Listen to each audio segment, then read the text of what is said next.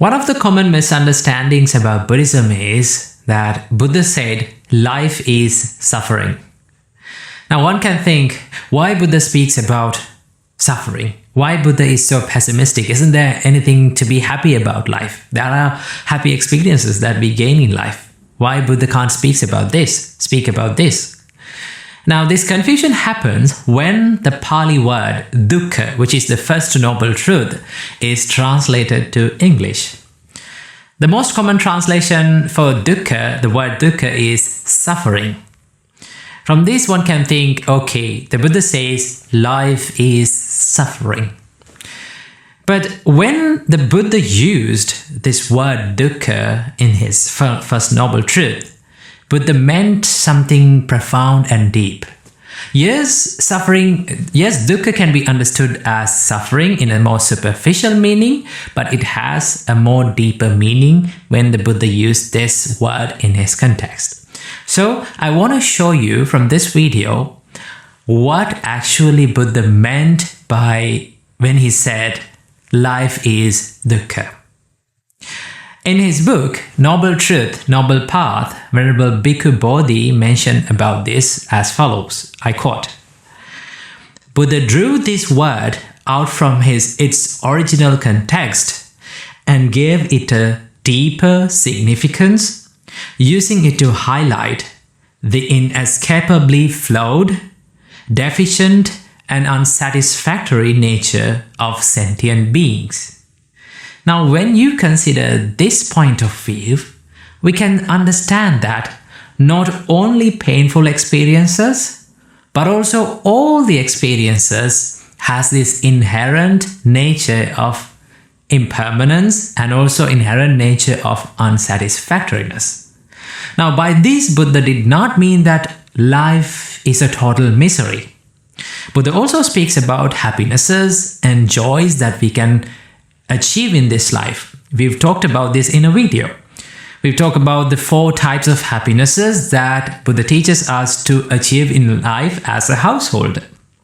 Now, Buddha saw that there is happiness in life, there is these happy experiences in life, there are these painful experiences in life, and also there are these neutral experiences in life. But when you take a closer look at all these experiences, be it a happy experience, be it a painful experience, be it a neutral experience, all of these experiences has one thing in common, one nature in common, and that is these experiences are subject to change. They become impermanent.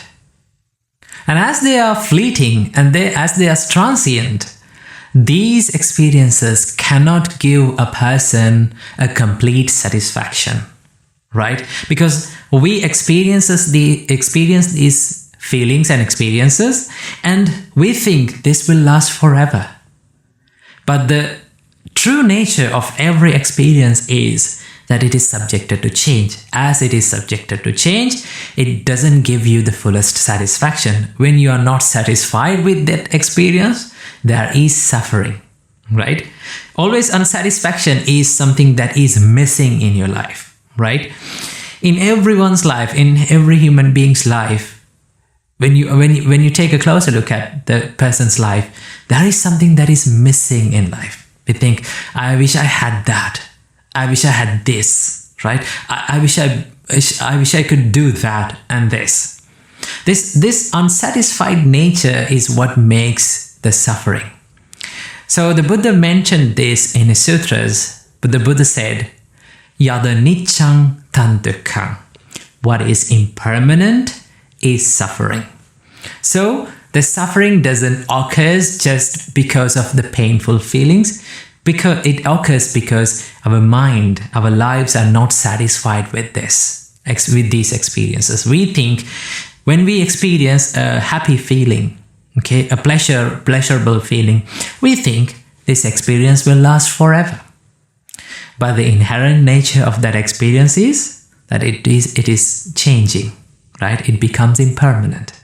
When we experience a painful experience, what happens to us? We think this will last forever. But the nature of this is it will become impermanent, right? So There's a nice quote that I read recently about this suffering. It says, impermanence doesn't make us suffering.